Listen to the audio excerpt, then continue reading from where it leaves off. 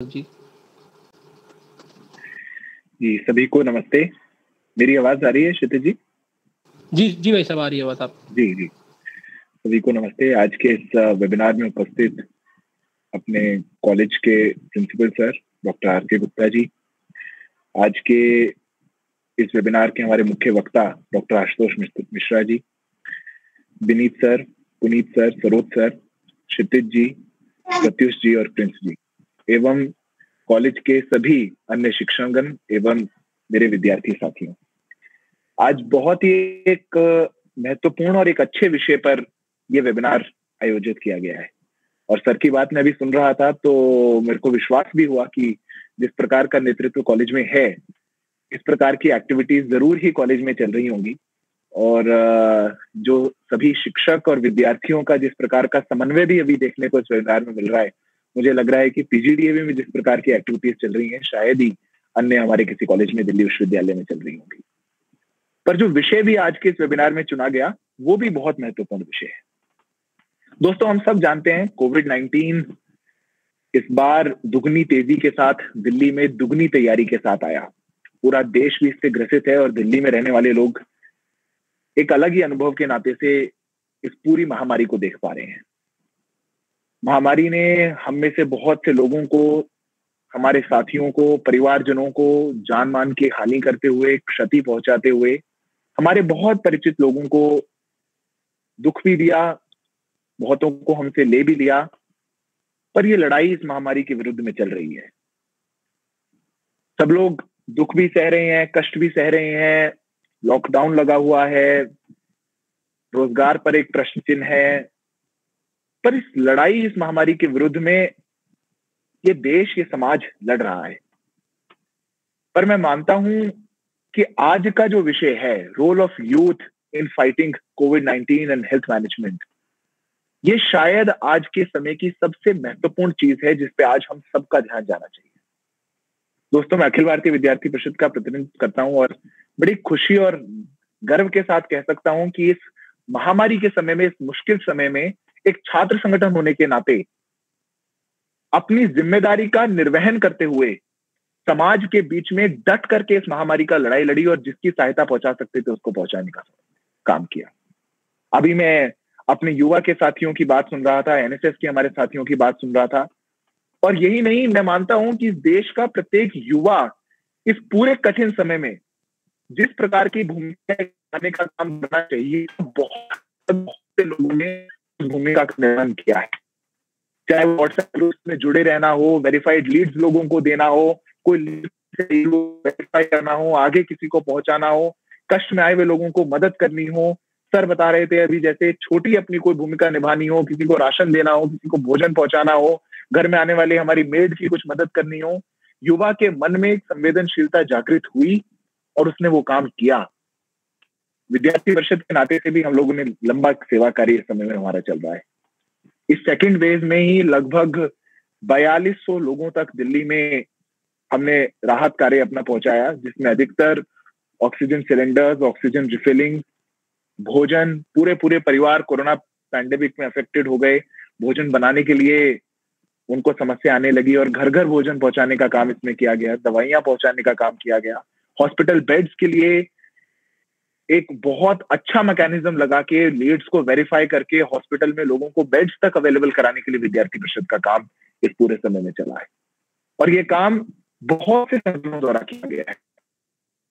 बहुत से संगठन इस महामारी में दिल्ली में भी आगे निकल करके आए और समाज को साथ देने का, जो पीछे रह जा रहे थे लोग, जिन पर दुख की पीड़ा की घड़ी ज्यादा थी, उनको किस प्रकार से हम मदद कर सकते हैं, ये काम करने का किया है। और मैं मानता हूं ये रोल ऑफ यूथ जो है, ये यूथ ने अपने रोल को कहीं ना कहीं निर्वहन किया है। आज इस वेबिनार में जुड़े हुए लोग भी, अगर आज इस वेबिनार से हम लोग कुछ भी लेकर के जा पाए, सर ने अभी इतनी बातें कही, मेरे से अगले भी वक्ता आपके बीच में बात कहेंगे, मैं भी अभी कुछ कह के जाऊंगा। अगर हमने इस पूरे वेबिनार से हमारे मन में एक संकल्प अगर बना लिया कि हम भी आज किसी की मदद कर सकते हैं, तो मुझे लगता है कि हमें जरूर करनी चाहिए। तो ये वेबिनार की जो सार्थकता है, ये बिल्कुल साबित हो जाएगी और वेबिनार सार्थक हो जाएगा। दोस्तों, एक विद्यार्थी परिषद का बड़ा मिशन भी अभी चल रहा है। ये सेवा कार्य चल रहा था, हमारे हेल्पलाइन नंबर्स जारी थे, सोशल मीडिया से बहुत लोगों ने हमें रीच आउट किया, एबीवीपी फॉर सोसाइटी हैशटैग चल रहा था, लोग उस पर रीच आउट कर रहे थे, सबकी मदद पहुंचाई गई। पर एक चीज महसूस हुई कि ये मदद तो क्योर है, ये बाद की चीज है। दिल्ली में थोड़े केसेस कम हुए हैं, उसका जो एक वर्कलोड था वो थोड़ा कम हुआ है, अब प्रिवेंशन की ओर जाना चाहिए। और उसी को देखते हुए दिल्ली में मिशन आरोग्य सर्वे संतु निरामया ये विद्यार्थी परिषद ने लॉन्च किया।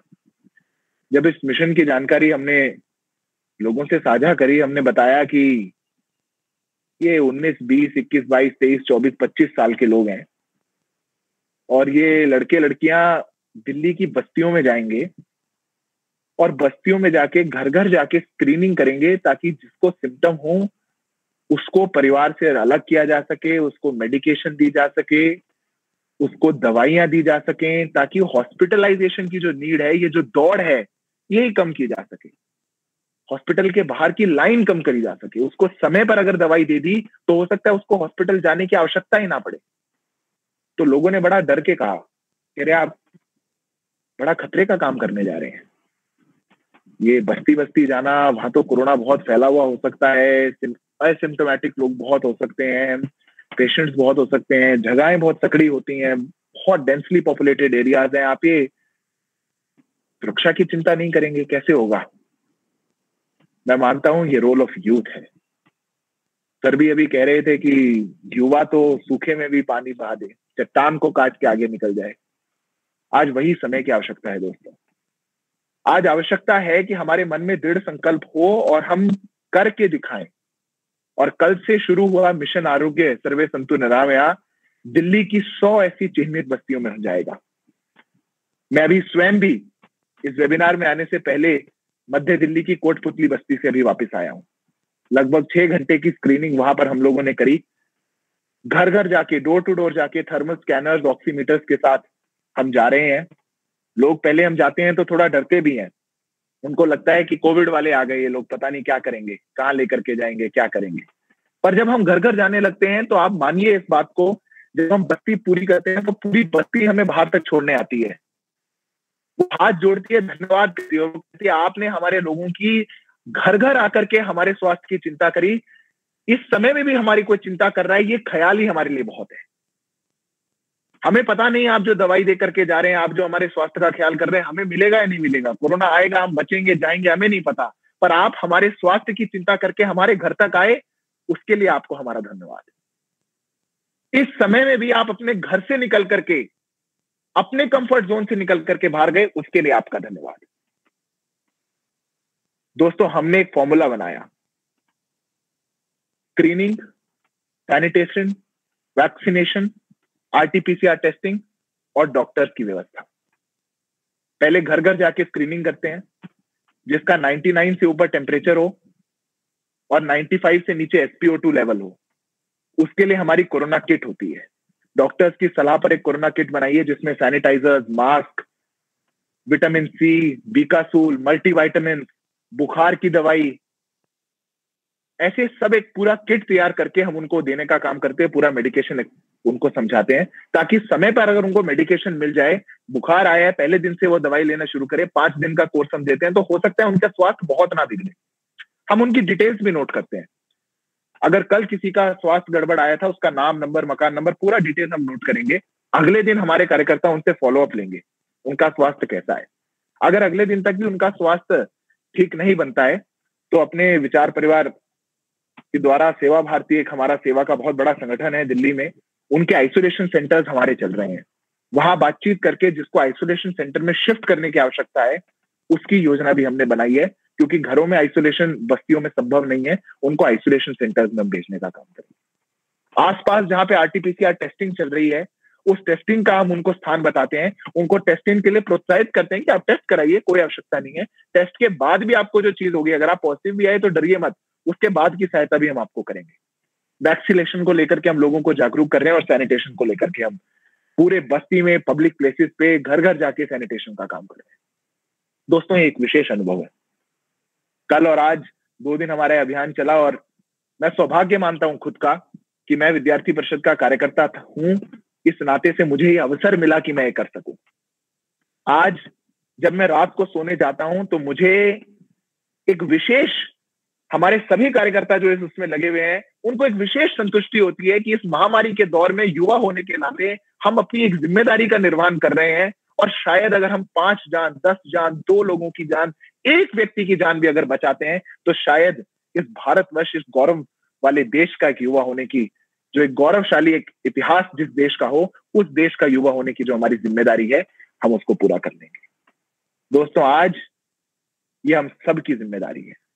आज जिम्मेदारी है कि हम लोग सब, सर बोल रहे थे कि संस्थाएं कर रही हैं तो सिर्फ संस्थाएं करें तो जिम्मेदारी पूरी हो जाएगी क्या? वो लोग तो कर ही रहे हैं। ये जरूरी नहीं है। हम सब की जिम्मेदारी हो सकती है और हम सबका गिलहरी प्रयास भी हो सकता है। हम सबका छोटा छोटा प्रयास आज इस महामारी के दौर में हम सबको बाहर लेकर आ सकता है। दोस्तों, नेगेटिविटी है, चारों ओर है। बहुत लोग खुद कोरोना से ग्रसित हैं, परिवार में कोरोना से ग्रसित हैं, और ये महामारी, ये बीमारी, ये बड़ी बीमारी है। मैं इस बीमारी को कम नहीं आंकता। मैं स्वयं इस बीमारी से ग्रसित रहा अभी सेकेंड वेव में, और पूरा अप्रैल माह, अभी मई में ही मैं नेगेटिव होकर के बाहर निकल के आया हूं। और मैं जानता हूं कि उस समय में मन में बहुत खराब ख्याल आते हैं। हम सबके परिवारों में भी जो होते हैं, सबको लगता है कि न्यूज देखें, अखबार पढ़ें, कुछ भी लगे तो ऐसा लगता है बस चारों ओर नेगेटिविटी है। पर इस नेगेटिविटी के माहौल में युवा ही है जो पॉजिटिविटी फैला सकता है। आप एक दूसरे को कहिए, उनसे दुख दर्द बांटिए, फोन करिए, जानिए अपने दोस्तों के बारे में, पूछिए, मन में कोई बात है तो बताइए, कोई बात नहीं है, बीमारी आई हुई है, जानते हैं हम सब लोग, ये बीमारी फैली हुई है चारों ओर, कोई बात नहीं, बताओ घर में क्या परेशानी है, मैं कुछ मदद कर सकता हूं क्या? चिंता मत करो। चिंता करने से नहीं होगा, इसको हिम्मत से लड़ने से होगा। और इसीलिए हिम्मत से लड़ने से, मैं जब खुद कोरोना से ग्रसित था तो मेरे किसी परिचित से बातचीत हो रही थी। उन्होंने मुझे बताया, हमारे देश की आर्मी जो होती है उसमें बहुत रेजिमेंट्स होती हैं। ऐसे हमारे देश की आर्मी में एक असम राइफल्स है। असम राइफल, हर रेजिमेंट की एक सैल्यूटेशन होती है। असम राइफल्स की सैल्यूटेशन है तगड़े रहो। असम राइफल का जब भी कोई ऑफिसर किसी दूसरे ऑफिसर से मिलता है तो कहता है तगड़े रहो। और तगड़े रहो तो क्या है, किसी को समझ नहीं आएगा इसका क्या मतलब हुआ। पर वो जो भी कोई मिलेगा एक दूसरे से मिलेगा तो कहेगा तगड़ा रहो। और उसमें जनरली हमारे नॉर्थ ईस्ट के सब सिपाही होते हैं। और इसके पीछे की एक कहानी है। हमारे एक मेजर जनरल बरबोसा होते थे, और वो असम राइफल्स का जब भी हालचाल पूछते थे, वहां जाते थे तो जवानों से पूछते थे, क्योंकि सबकी हिंदी वहां कमजोर होती है तो सिंपल हिंदी लैंग्वेज में पूछते थे ताकि लोग जवाब दे सके। और वो पूछते थे तगड़ा है, तो वो जवाब देते थे तगड़ा है साहब, तगड़ा है, मतलब ठीक है। आज समय हम सब एक दूसरे को बोले तगड़े रहो, मतलब I wish you robust health, I wish you good health, I wish you a very healthy lifestyle. आप खुश रहिए, तगड़े रहिए, हिम्मत मत हारिए, मन में वो विश्वास रखिए कि आप रख सकते हैं। आज अपने अपने ढंग से हमें आवश्यकता है कि हम सबको, हमारे साथी जनों को, हम टीचर्स को, आगे सब लोगों को हम लोग जाके कहें तगड़ा रहिए, हिम्मत मत हारिए। और विद्यार्थी परिषद तो कहती है कि समस्या नहीं, समाधान चाहिए। देश में बहुत समस्याएं हैं और हमेशा से विद्यार्थी परिषद ने आगे आकर के समाधान की बात करी है। जब मुंबई में लास्ट ईयर एक वेव बहुत जबरदस्त आई थी, तब भी विद्यार्थी परिषद के कार्यकर्ताओं ने जाकर के धारावी, जो एशिया की सबसे बड़ी स्लम है, वहां पर जाकर के स्क्रीनिंग का काम किया था। इस बार दिल्ली ने जब कोरोना की भयंकर लहर को देखा है तो विद्यार्थी परिषद दिल्ली के कार्यकर्ता, एबीवीपी दिल्ली के कार्यकर्ता 100 से ऊपर इन बस्तियों में जा रहे हैं। आज हमारा जो भी पहल हो, हमें आगे बढ़ना है। एक आग्रह मैं आपसे और करना चाहूंगा। 18 से 44 के लिए वैक्सीनेशन चल रही है। हम लोग सब रजिस्टर करा रहे हैं, वैक्सीन करवा रहे हैं। पर जब वैक्सीनेशन अनाउंस हुई थी तो उससे पहले विद्यार्थी परिषद को एहसास था कि इस वैक्सीन को लगवाने के बाद लगभग 2.5 महीने तक हम लोग ब्लड डोनेट नहीं कर सकते हैं, और उस कारण से बीमारियां फैल रही हैं। और ब्लड की कमी के कारण बहुत लोगों को एक ब्लड शॉर्टेज अगर हो जाएगी तो फिर वो अपनी सर्वाइवल के लिए उनको कठिनाई होगी। और ब्लड डोनेशन के लिए सबसे बड़ा एज ग्रुप भी युवा ही होता है। और इसीलिए विद्यार्थी परिषद ने देश भर में एक पहल करी, ब्लड डोनेशन बिफोर वैक्सीनेशन। मैं आप सबसे भी आग्रह करना चाहता हूं कि अगर आप में से जो वैक्सीनेट हो गए हैं वो ठीक है, जो वैक्सीनेट नहीं हुए हैं कहीं ना कहीं जाएं और ब्लड डोनेट जरूर करिए। विद्यार्थी परिषद के बहुत ब्लड डोनेशन कैंप्स लग रहे हैं, अपने कालकाजी जोन में भी ब्लड डोनेशन कैंप लगा था अभी, आगे भी हमारे ऑर्गेनाइजेशन आपको स्लिप भी देगा, वो स्लिप के आगे आप आगे किसी को ब्लड चाहिए होगा, कोई रिक्वेस्ट आपके पास आए, आप वो अपना दिया वो ब्लड उनको भिजवा सकते हैं, पर आप ब्लड डोनेट जरूर करिए। और तभी ये भी एक पहल हो सकती है इस लड़ाई में हमें आगे बढ़ने के लिए। दोस्तों, बहुत मैं आपके बीच में नहीं कहूंगा क्योंकि डॉक्टर हमारे बीच में मौजूद हैं और आगे भी वो बात करेंगे, पर बहुत बात अभी दिल्ली विश्वविद्यालय में भी हम लोग सब स्टूडेंट्स हैं, पीजीडीएवी की बात चल रही थी। ये जो बैच आ रहे हैं और ये लोग जो बैच पढ़ रहे हैं, ये कोविड बैचेस हैं, इनको कॉलेज का एक्सपीरियंस नहीं मिल पा रहा, और दिल्ली विश्वविद्यालय का तो कॉलेज का एक्सपीरियंस बहुत बड़ा एक्सपीरियंस होता है, इनको एक्सपीरियंस नहीं मिलेगा। मैं मानता हूं ये गलत है, और इस समय में जो एक्सपीरियंस आप लोगों को मिल रहा है, ये शायद एक्सपीरियंस किसी को भी नहीं मिलेगा। ये जो एज है हमारी, जब हम इस कॉलेज टाइम में हैं, हम युवा हैं, गर्म खून है, एनर्जेटिक हैं, हम रोबस्ट हैं, हम चाहते हैं हम बहुत कुछ कर सकें, हमें पूरी दुनिया लगती है कि हम पूरी दुनिया को जाकर के कुछ भी कर सकते हैं। इस समय में ये जो सेवा का एक अवसर और अनुभव आप लोगों को मिल रहा है, ये ना पहले दिल्ली विश्वविद्यालय के बैचेस को मिला है, ना आगे कभी मिलेगा। ये बड़ा अनुभव है। इस बड़े अनुभव को, इस आवता को अवसर में बदलिए, इस अवसर को अपने लिए पकड़िए और इस अनुभव को लीजिए। आप लोग कोविड बैचेस भी सबसे ज्यादा एक्सपीरियंस बैचेस दिल्ली विश्वविद्यालय के निकलेंगे। आप सबका स्वास्थ्य अच्छा रहे, आप लोग सब एक दूसरे के स्वास्थ्य की चिंता करते रहें, सब लोग के परिवार में सब कुछ कुशल मंगल रहे। इसी के साथ एक इतना सुंदर वेबिनार अपने आयोजकों ने ऑर्गेनाइज किया, उनके लिए मैं शुभकामनाएं देता हूं। इस प्रकार के आयोजन आगे भी होते रहे, मैं ऐसी आशा करता हूं। और आप लोगों ने मुझे बुलाया और इतने संयम के साथ आप सबने सुना, उसके लिए भी सबका बहुत बहुत धन्यवाद। सभी को मेरा नमस्ते, वंदे मातरम। बहुत बहुत धन्यवाद भाई साहब, बहुत सुंदर रूप से आपने अपनी बातों को रखा, और मुझे पूरा विश्वास है कि बच्चों को, सभी छात्रों को, शिक्षकों को ज्ञान के साथ साथ आनंद भी जरूर प्राप्त हुआ होगा। अब हम अपने दूसरे वक्ता की ओर चलते हैं। हमारे बीच आज के मुख्य वक्ता डॉक्टर आशुतोष मिश्रा जी उपस्थित हैं। आपका संक्षिप्त परिचय कुछ इस प्रकार है। डॉक्टर साहब ने एमबीबीएस और एमडी भारत के एक सुप्रसिद्ध चिकित्सा विश्वविद्यालय KGMU, king George medical university Lucknow से की है। डॉक्टर मिश्रा जी ने डायबिटीज़ यानी शुगर की डिग्री लंदन से प्राप्त कर रखी है। डॉक्टर साहब यूपीएससी से कंबाइंड मेडिकल सर्विस CMS,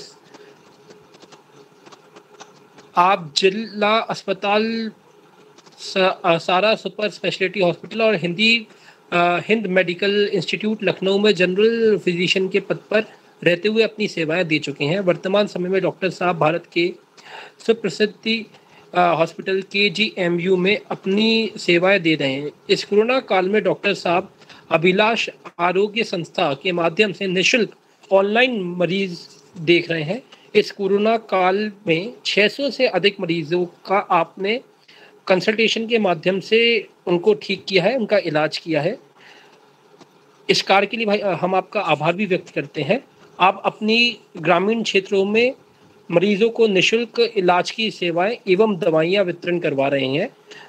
तो आइए आप ज़्यादा देर न करते हुए मैं डॉक्टर आशुतोष मिश्रा जी को आमंत्रित करता हूं। आप हम लोगों के मन में कोरोना को लेकर जो भी मिथक और भ्रांतियां हैं उसको दूर करें। साथ ही अभी मैं बताना चालू, अगर आप सभी पास कोई प्रश्न है तो लिखकर तैयार रखें। डॉक्टर साहब अपने वेबिनार, अपने विषय को रखने के बाद उन सारी बातों को हम सभी के बीच में सॉल्व करेंगे और जिस भी प्रकार का कंसल्टेशन होगा उसको देने में हमारी सहायता करेंगे। डॉक्टर साहब, अब मैं आपसे निवेदन करता हूँ मंच पर आकर मंच का संचालन करें। Doctor Ashutosh Mishra. Thank you Kshitij. Very good afternoon to all of you. मैं आज PGDAV कॉलेज के principal professor RK Gupta sir को प्रणाम करता हूं, और guest mister Siddharth Yadav ji, convener दक्षिण पश्चिम से सरोज जी, कन्वीनर NSS के पुनीत जी और कन्वीनर युवा के विनीत जी, अन्य प्रोफेसर वेबिनार कोऑर्डिनेटर भाई प्रिंस कनौजिया, अविरल अभिलाष और एनएसएस एबीवीपी युवा के सदस्य और उपस्थित सभी मित्र और दोस्त और बच्चे, मेरा नमस्कार। पीजीडीबी के प्रिंसिपल एनएसएस और एबीवीपी आज बहुत कार्य कर रहा है। जैसा अभी सिद्धार्थ जी ने बताया कि इनके माध्यम से चलाया जा रहा सेवा भारत मिशन आरोग्य सर्वे संतुलियामया प्रोग्राम काफी अच्छा कार्य कर रहा है।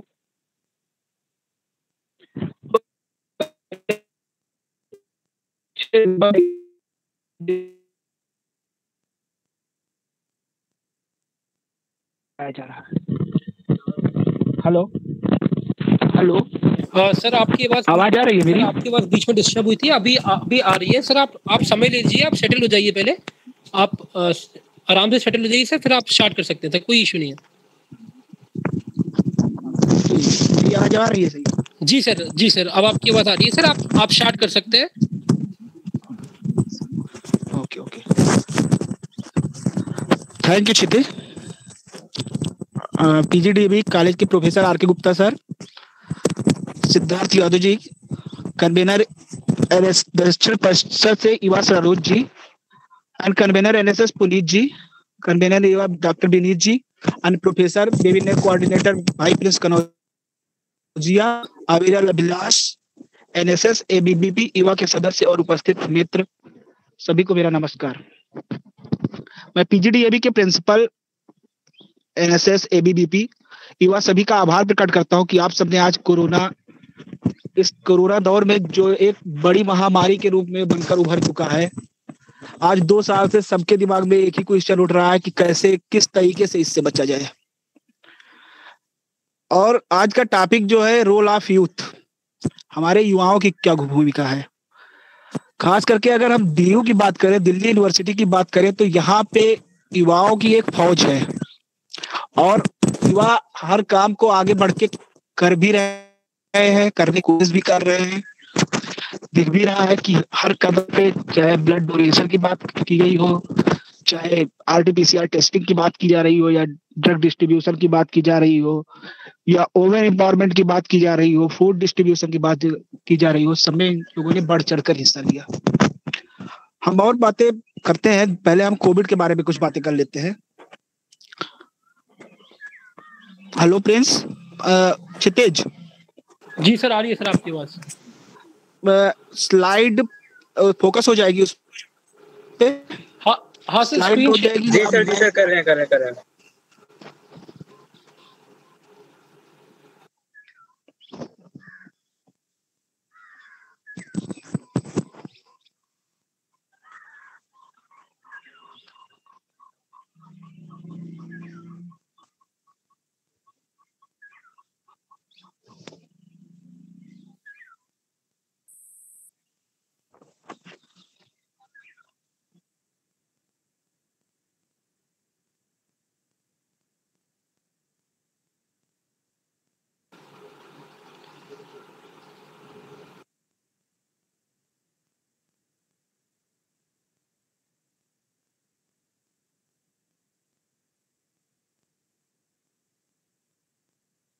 अब प्रिंस जी स्लाइड शेयर हो रही है।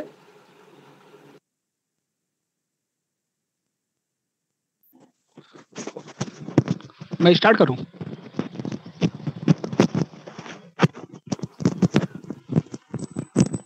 प्रिंस जी आपको आवाज आ रही है? प्रिंस जी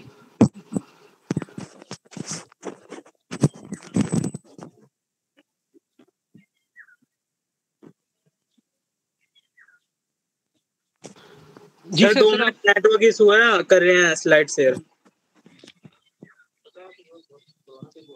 चलिए, मैं हो रहा है, ठीक है, नहीं हो रहा तो कोई बात नहीं। अगर कोरोना की बात करें तो आज 2 साल में सबको ये पता चल चुका है कि कोरोना एक जूनोटिक डिजीज है। जूनोटिक डिजीज का मतलब कि खास करके अगर हम देखें तो ये जानवरों से इंसानों में आती है। बात आई थी कि बैट से होता है, खास करके। सर स्लाइड शेयर हो रही है सर। जी अभी ओके। इसको आगे पीछे कैसे करेंगे? ओके ठीक है।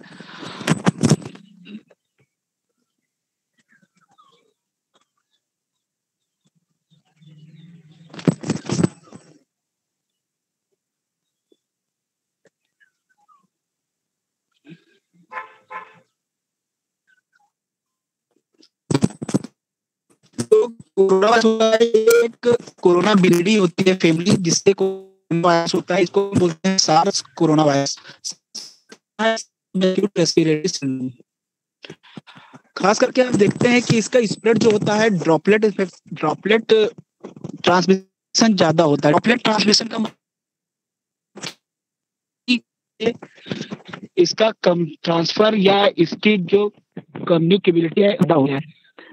अगर देख तो इसमें मोस्टली अगर बात की जाए तो एसिम्प्टोमेटिक इंडिविजुअल्स के थ्रू भी होता है, जो आज के टाइम में एक बहुत बड़ा इशू है।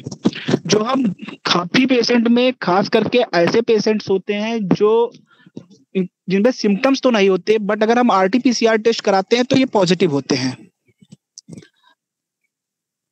जो ऐसे पेशेंट होते हैं ये सिम्टोमेटिक पेशेंट्स, इनमें चांसेस होता है कि ज्यादा से ज्यादा ये इन्फेक्ट दूसरे को करते हैं। तो खास करके एसिम्प्टोमेटिक इंडिविजुअल अगर है तो उसको हमको ज्यादा से ज्यादा आइसोलेशन की जरूरत होती है। दूसरी बात करते हैं, अगर हम इनके टाइम की तो एक टाइम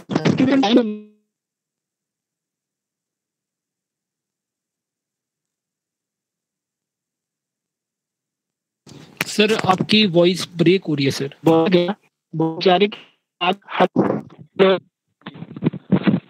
हेलो सर, मैं आपको सलाह दूंगा सर कि आप ना सर आप अपनी वीडियो को क्लोज कर दीजिए, एक बेहतर नेटवर्क आपको मिल पाएगा। और जी सर, वीडियो क्लोज करके आप फिर नॉर्मल वीडियो क्लोज कर दीजिए। ओके वीडियो क्लोज कर दीजिए। जी सर, आप स्टार्ट कर सकते हैं सर। खास मैं गांव पे हूँ जिसकी वजह से थोड़ी ये नेटवर्क प्रॉब्लम आ रही है, तो वीडियो आप क्लोज उसके बाद मैं प्रेजेंट करता हूँ। No issue sir, no issue sir. आप भी अपनी वीडियो बंद कर दीजिए, आप सर स्टार्ट कर दीजिए सर, कोई दिक्कत नहीं है। ओके। जो इसका ट्रांसमिशन होता है खास करके एसिम्प्टोमेटिक इंडिविजुअल में होता है। एसिम्प्टोमेटिक इंडिविजुअल्स ऐसे इंडिविजुअल्स होते हैं जिनमें कोई सिम्टम्स नहीं होते। सिम्टम्स ना होने की वजह से ये ट्रांसमिशन का काम ज्यादा करते हैं, क्योंकि खुद में तो ना इनको फीवर की दिक्कत होती है, ना इनको कफ होता है, ना इनको कोई अदर सिम्टम्स होता है, जिसकी वजह से इनको खुद भी नहीं पता चल पाता और ना ये डॉक्टर्स को दिखाने जाते हैं। और ट्रांसमिशन रेट ज्यादा ही होता है, क्योंकि एक से दूसरे में, दूसरे से तीसरे में, तीसरे से चौथे में। बात करते हैं इंक्यूबेशन टाइम की। इंक्यूबेशन टाइम का मीन्स होता है कि कोई भी वायरस है, वायरस बॉडी के अंदर गया और उसका सिम्टम आया। आज मान लीजिए अगर आज के दिन वायरस हमारी बॉडी में घुसा है तो मे भी चांसेस कि 5 दिन बाद सिम्टम्स आए या 14 दिन बाद सिम्टम्स आए। तो 3 से 14 दिन का इसका इंक्यूबेशन टाइम होता है कि वायरस के बॉडी में घुसने से सिम्टम आने तक का ड्यूरेशन इंक्यूबेशन टाइम होता है। खास करके कुछ पेशेंट्स होते हैं जो केसेस आए हमारे पास, वो कहते हैं डॉक्टर साहब हमने इनिशियल पीरियड्स में जब टेस्ट कराए, बाहर आया डॉक्टर साहब हमने 2 या 3 दिन में 4 दिन में टेस्ट कराया तो आरटीपीसीआर टेस्ट निगेटिव आया। तो जब वायरस घुसा उसके बाद में रेप्लिकेशन शुरू किया, इस ड्यूरेशन में अगर हमने टेस्ट कराया तो शुरू 5 दिनों में, तो चांसेस है कि टेस्ट निगेटिव आ जाए। बट अगर हम बाद के दिनों में टेस्ट कराते हैं तो टेस्ट की पॉजिटिविटी के चांसेस बढ़ जाते हैं। मोड ऑफ ट्रांसमिशन की बात करें तो खास करके छींक आने से जो ये ड्रॉपलेट्स होते हैं ये कहीं पे जाके इकट्ठे हो जाते हैं। जैसे कोई भी सरफेस, डोर है या शर्ट है या रुमाल है, उसके ऊपर उसी से हमने फिर से यूज कर लिया, उसकी वजह से हो सकता है। हमारे हैंड्स खास करके हाथ मिलाने से ट्रांसफर हो सकता है, या अगर देखा जाए तो इन्फेक्टिव ड्रॉपलेट्स कहीं पे भी सरफेस पे पड़े हुए हैं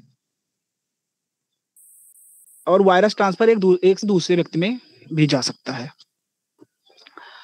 अगर सिम्टम्स वाइज हम बात करें तो कोरोना के सिम्टम बहुत ही बेग होते हैं, बहुत ही ब्रॉड। पिछले साल अगर हम ड्यूरेशन में देखें तो खास करके जो सिम्टम्स हो रहे थे वो मोस्टली हमको फीवर के साथ था।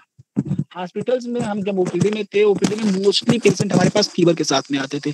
कोई 4 दिन का फीवर, कोई 7 दिन का फीवर, कोई 10 दिन का फीवर, कोई 3 दिन का फीवर, ऐसे करके पेशेंट आते थे। तो अगर हम फ्रीक्वेंसी की बात करते हैं तो fever is the most common symptom. उसके बाद अगर हम बात करते हैं तो कफ, खांसी आने के सिम्टम्स भी होते हैं। फटीग का मतलब कि बॉडी में पेन, खास करके मांसपेशियों में दर्द, हड्डियों में दर्द होना शुरू हो जाता है, सांस भी फूलती है। हमने जो सिम्टम्स बना के रखे हैं वो उसी सीक्वेंस में जो ज्यादा मिल रहा है। अपर रेस्पिरेटरी सिम्टम्स में खास करके जुकाम हो जाएगा। अब इस ड्यूरेशन में अगर देखें, पिछले साल हमको जीआई के सिम्टम्स मींस डायरिया और उल्टी ये बहुत ही कम मिल रहा था, 10% केसेस में मिल रहे थे। बट अगर सिनेरियो की बात करें तो पिछले साल की तुलना में इस साल केसेस हमको डायरिया और वोमिटिंग के ज्यादा ही मिल रहे हैं, और उनमें भी हो रहा है। अभी हम आगे बताएंगे कि इन सिम्टम्स की वजह से कितनी दिक्कत झेलनी पड़ी है इस साल। इसमें स्वाद का भी चला जाना रहा है। एक नहीं आ रही। हेलो, आपका ये ईयरफोन हिल रहा है ना? जी हेलो जी सर, आपकी आवाज आ रही है सर, आ रही है सर आपकी आवाज। बीच में मेरी आवाज कटती है क्या? सर थोड़ी बहुत, पर ठीक है सर, कोई बात नहीं। मैं थोड़ा गांव में हूँ ना, तो नेटवर्क प्रॉब्लम आ रही है। No issue sir. GI symptoms है। और अगर हम अगला सिम्टम्स बात करें तो लॉस ऑफ स्मेल की आ रही है। लॉस ऑफ स्मेल मींस कि स्वाद का चला जाना है। एक सिम्टम होता है साइलेंट हाइपोक्सिया, जिसको हमें बहुत ज्यादा इस ड्यूरेशन में याद रखना है। साइलेंट हाइपोक्सिया का मतलब हुआ कि खास करके हम एल्डरली मींस हम खास करके अबव 30-40 ईयर वाले पेशेंट में देखने को मिल रहा है कि इनमें अगर हम सैचुरेशन चेक करते हैं तो काफी डाउन जाता है, बिलो 94, बिलो 90 कोई सिम्टम्स नहीं आ रहा है। अगर सैचुरेशन केवल चेक कर रहे हैं तो बिलो 90 मिल रहा है, 94 मिल रहा है। बट अगर पूछो कि आपकी सांस फूल रही है तो उनके पास कोई सिम्टम्स नहीं है सांस फूलने की। ऐसा कोई लक्षण नहीं है कि ना कफ है, ना बुखार है, ना सांस फूल रही। केवल हम पल्स ऑक्सीमीटर में देखते हैं कि उनको सैचुरेशन काफी डाउन जा रहा है। अब आप लोगों को हम बात आते हैं कि इन्वेस्टिगेशन में, अगर इन्वेस्टिगेशन पॉइंट ऑफ व्यू से बात करें तो एक मेरे पास व्हाट्सएप आया एक पेशेंट का, उसने मेरे पास टोटल 50 की 50 रिपोर्टें एक साथ भेजी। अब उसको पढ़ना भी एक बहुत बड़ा टास्क है ना, तो पढ़ ही सकते हैं तो ट्रीटमेंट की बात क्या की जाए। खास करके अगर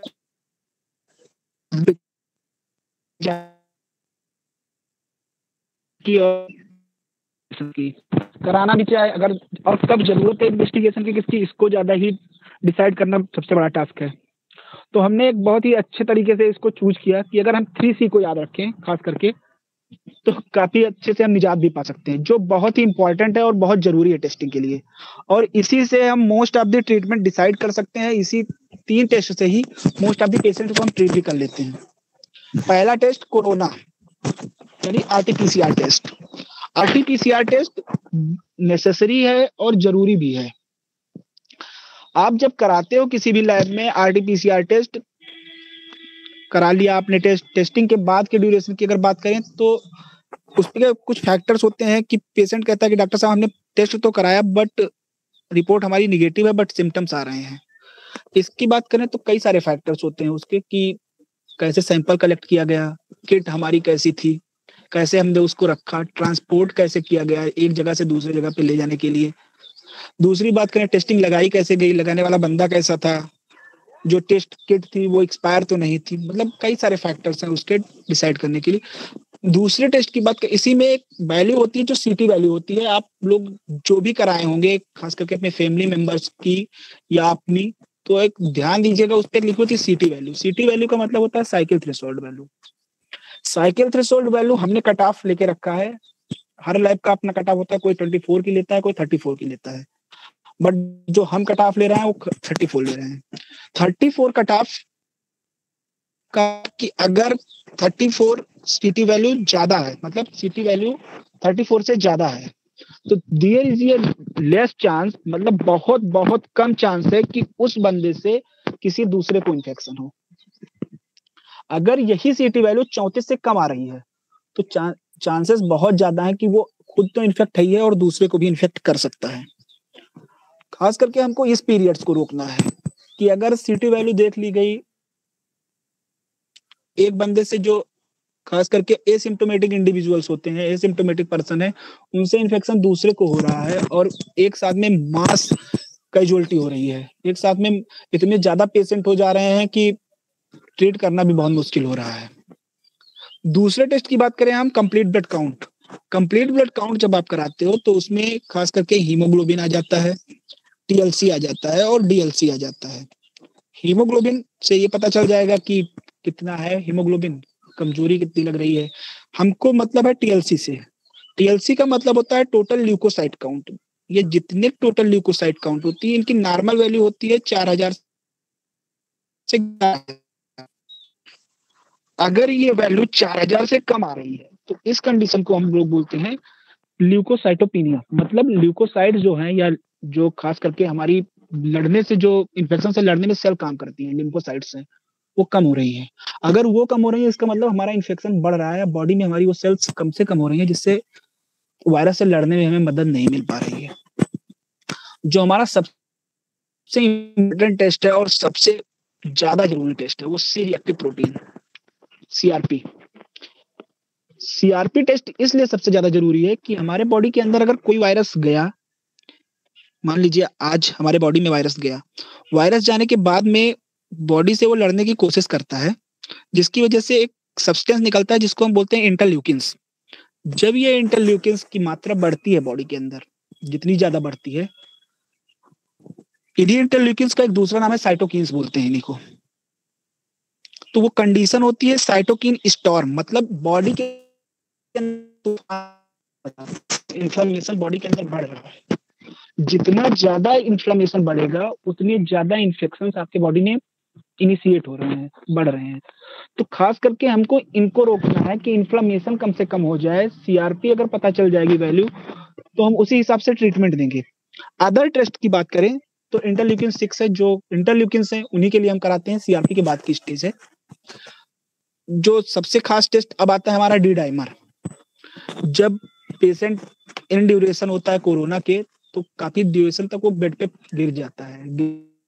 गिरने के बाद में जो बॉडी की होती है, तो जब जितने ज्यादा इन्फ्लामेशन बढ़ेगा उतना ज्यादा खून गाढ़ा होना शुरू हो जाता है। खून जितना गाढ़ा होगा उतना ज्यादा वो थक्का बनाने की कोशिश करेगा। तो बॉडी में पार्ट पार्ट में थक्का बनना शुरू हो जाता है। तो इससे हम डी डाइमर से ये पता कर लेते हैं कि बॉडी के अंदर थक्का बनने की प्रोबेबिलिटी तो नहीं बढ़ना शुरू हो गई।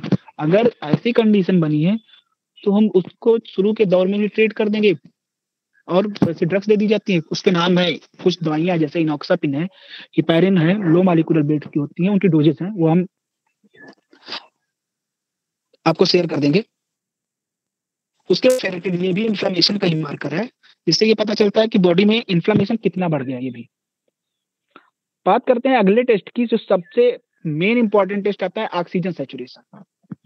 ऑक्सीजन सैचुरेशन, सारे सिम्टम्स मिल गए, इन्वेस्टिगेशंस हो गया, सैचुरेशन देखा गया। अगर टारगेट लेवल इसका 90 के अबव है कोई दिक्कत नहीं है। अगर ये वैल्यू हमारी 94 से नीचे आना शुरू हो गई, फिर हमको थोड़ा सोचना है। परेशान अभी भी नहीं होना है, केवल सोचना है कि आगे करना क्या है। अभी हमको ना हॉस्पिटल जाने की जरूरत है, ना हमको परेशान, जितना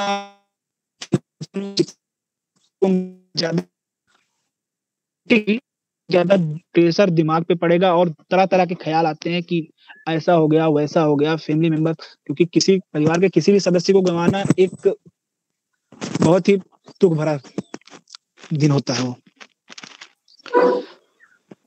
अगला टेस्ट की बात करें तो चेस्ट एक्सरे, इससे हमें पता चल जाता है कि लंग की कंडीशन क्या है, इन्फेक्शन क्या है। उसके बाद में हम कराते हैं, अगर आरटीपीसीआर टेस्ट निगेटिव आ गया, सीआरपी की वैल्यू हमें बढ़ी मिल रही है, देन भी गो फॉर द एचआरसीटी। नहीं तो उसके पहले एचआरसीटी की हमको कोई जरूरत नहीं है। अगर सीआरपी बढ़ा हुआ है, खास करके आरटीपीसीआर निगेटिव आ रहा है, सिम्टोमेटिक इंडिविजुअल है, सिम्टम्स आ रहे हैं उसको, तो आप एचआरसीटी कराइए। एचआरसीटी का मतलब हाई रेजोल्यूशन सीटी स्कैन होता है, जिससे हमें अलग अलग लोब लंग के होते हैं, ऊपर का राइट लोब, फिर बीच का मिडिल लोब, नीचे का लेफ्ट लोब, उसकी कंडीशन पता चल जाती है कि इन्फ्लेमेशन है तो कहाँ पे है, कितना है। इसके लिए हम हमारे रेडियोलॉजी वाले एक अपनी स्कोरिंग निकाल के रखे हैं, जो मैं बताना चाहूंगा, क्योंकि अगर आप इसको देख लेंगे तो खुद भी नहीं पैनिक होंगे और परेशान भी नहीं होंगे।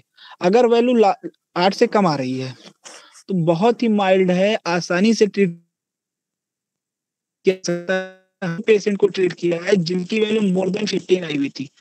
सीवियर के सामने ऑक्सीजन दे करके इनिशियल ट्रीटमेंट स्टार्ट करके शुरुआती दौर में ही उनको हॉस्पिटल से डिस्चार्ज भी किया। आराम से वो बैठे भी हैं और काफी थैंक यू, बड़ाई जो करना है वो तो कर ही रहे हैं। अब सबसे बड़ी चीज हम ये बताना चाहेंगे, जो आज के टाइम में हमारे युवा पीढ़ी इस पे बहुत ज्यादा काम कर रही है और लोगों को अवेयर भी कर रही है कि टाइफाइड और कोविड के बारे में आज के टाइम में एक बहुत बड़ा मिथ बन के रह गया है। आते हैं, कहते हैं डॉक्टर साहब आपने तो कहा था कि मुझे कोविड है, बट वो कराते हैं विडाल टेस्ट। कुछ गांव के डॉक्टर, कुछ बाहर के अपने मन से भी जाके लैब वाले तो अपना एक पैनल निकाल के रखे हैं, फुल बॉडी चेकअप। उसी में उन्होंने कहा भैया विडाल टेस्ट कराओ, उससे पता चल सकता है। विडाल टेस्ट कराते हैं और उसके बाद में पता चलता है कि विडाल टेस्ट पॉजिटिव आ गया। वो आ गए सुकून से, घर पे बैठ गए, टाइफाइड की दवा खा रहे हैं। पता चलता है कि 10 दिन कैजुअलिटी हो गई। ऐसे एक पूरी फैमिली को मैंने अपनी आंखों से साफ होते देखा है। केवल टाइफाइड, कोविड को उन्होंने टाइफाइड मान के और ट्रीटमेंट किया। इसलिए मैं इस चीज को हाथ जोड़ के आपसे निवेदन कर रहा हूं सब लोगों से कि ये अवेयरनेस आप जरूर फैला दें कि अगर टाइफाइड है तब भी उसको कोविड माने और कोविड मान के ही ट्रीटमेंट करें उसका। कोविड के लिए वो टाइफाइड में भी उतनी ही कारगर है। अगर टाइफाइड भी होगा तो वो भी सही हो जाएगा। हमने कुछ पॉइंट उसके लिए लिख रखे हैं कि पर खांसी, जुकाम, उल्टी हो रही है, पेट दर्द हो रहा है, जीआई सिम्टम्स अगर आ रहा है हो, इसको कोविड ही मानना है जब तक कंप्लीटली ये आप प्रूव ना कर दो कि ये कोविड नहीं है। चाहे आप सीटी स्कैन पे, चाहे जिस बेसिस पे ये प्रूव ना हो जाए कि कोविड नहीं है। टाइफाइड होता है उसका साला पैराटाइफी, और कोविड है एक बीमारी और टाइफाइड है एक बीमारी बैक्टीरिया की। तो दो बीमारी एक बॉडी के अंदर एक साथ बहुत ही लेस चांस है कि होंगी कि टाइफाइड भी एक ही बंदे के अंदर हो और कोविड भी एक ही बंदे के अंदर हो। दूसरी चीज जो आज के टाइम में या काफी समय से देखने को मिल रही कि टाइफाइड एक हाइपर एंडेमिक बीमारी है। हाइपर एंडेमिक का मतलब कि बहुत ज्यादा देखने को मिल रही है। बट टाइफाइड जो होती है कंटेजियस नहीं होती कि एक पर्सन से दूसरे में हो जाए, दूसरे से तीसरे में हो जाए, तीसरे से चौथे में हो जाए। और एक ही फैमिली में टाइफाइड एक साथ 2-3 लोगों, 4 लोगों को होना बहुत ही कम देखने को मिलता है। अगर एक फैमिली में 2-3-4 लोग एक साथ एक ही सिम्टम्स कर कि फीवर भी है, जुकाम भी है, दस्त है, तो इसको कोविड मान के ही ट्रीट करना है, ना कि इसको हमें टाइफाइड है। क्योंकि टाइफाइड के टेस्ट के लिए हम विडाल टेस्ट कराते हैं। ये कई सारे अदर टेस्ट होते हैं, जैसे मलेरिया है, डेंगू है। एक दवा होती है सिफेलोस्पोरिन, नाम भी पता होगा, सिफेक्सिम होती है, उस ग्रुप की सेफ्ट्राक्सोन होती है। अगर ये दवा हम 10 दिन का कोर्स भी दे दें और विडाल टेस्ट करा लें तो पॉजिटिव आ जाएगा। तो एक बेसिस पे कह पाना कि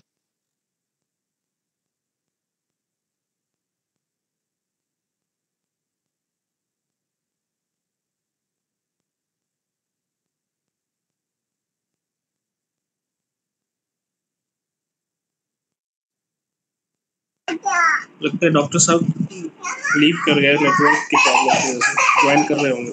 हेलो जी सर, आ गए सर, आ गए। सॉरी।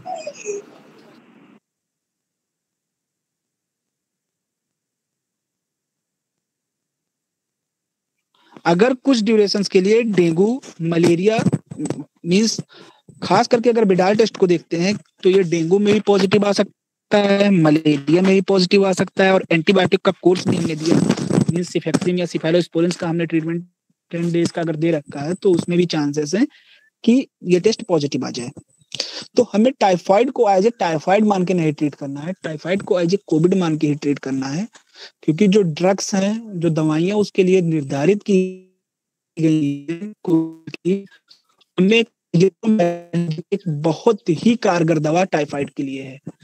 अगर टाइफाइड को ट्रीट करना है तो एजिथ्रोमाइसिन हम इजीली प्रोवाइड करा देते हैं। हम उसका 5 डेज 7 डेज कोर्स होता है, उसको दे करके टाइफाइड को ट्रीट कर सकते हैं।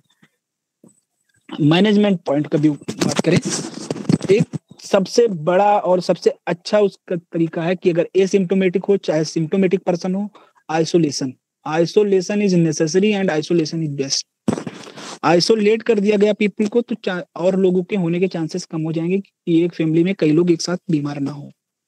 मास्क, प्रॉपर मास्क पहनना। अब मास्क पहनने के तरीके भी हैं। कुछ लोगों को मैंने देखा है कि मास्क तो पहने हुए हैं लेकिन मास्क लटका है दाढ़ी के नीचे। तो ऐसे भी मास्क नहीं पहनना है कि दाढ़ी के नीचे लटका रहे, बार बार मास्क को उसी हाथ से आप छू रहे हैं, बार बार फिर से ऊपर चढ़ा रहे हैं, फिर नीचे आ रहा है, फिर ऊपर चढ़ा रहे हैं, तो ऐसे आप इन्फेक्शन को नहीं रोक सकते।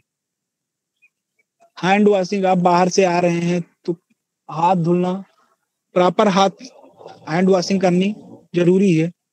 सैनिटाइजेशन, आप अपने जेब में सैनिटाइजर रख के रहिए, उससे आप बाहर निकल रहे हैं, कोई भी काम करना है, 2 बूंद आपने हाथ पे डाला, उसका प्रोसेस है, आप ऊपर नीचे उंगली अंगूठा बराबर उसको सैनिटाइज किया, जो भी आपको काम करना है आप कर सकते हैं। योगा, योगा इसलिए सबसे इंपॉर्टेंट है इस ड्यूरेशन में मैनेजमेंट में कि आइसोलेशन के ड्यूरेशन में अगर एसिम्प्टोमेटिक पर्सन है, इसमें सिम्टम नहीं है, आइसोलेशन के टाइम में एक तो अकेलापन सबसे ज्यादा होता है, पेशेंट मनोवैज्ञानिक रूप से मानसिक रूप से वो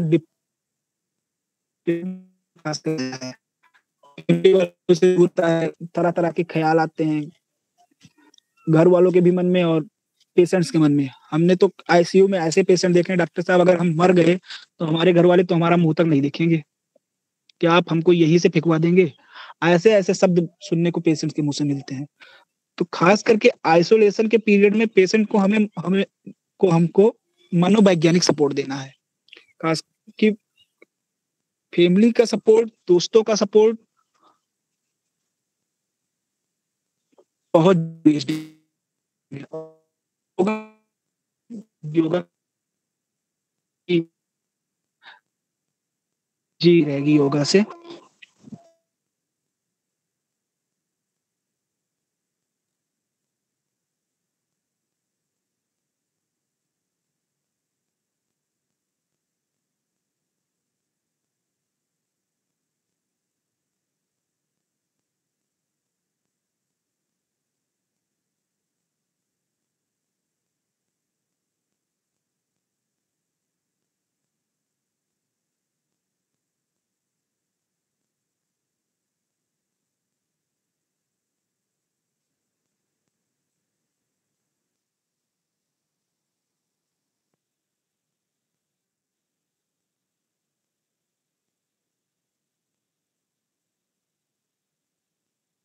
जी क्या हुआ सिद्धेश पे, डॉक्टर साहब लीव कर गए क्या? सर डॉक्टर साहब तो है, मेरे हिसाब से कुछ नेटवर्क इशू है उनके साथ। नेटवर्क इशू आ रहा है। जी सर, जी सर। सर मेरे हिसाब से ना अगर ये नेटवर्क इशू ज्यादा रहता है तो सीधा प्रश्नोत्तर की तरफ चलना पड़ेगा कि हाँ, क्वेश्चन आंसर ले लो, क्वेश्चन आंसर ले लो 4:30 बजे। वही करना पड़ेगा सर। प्रिंस जी आप हैं वेबिनार में भी?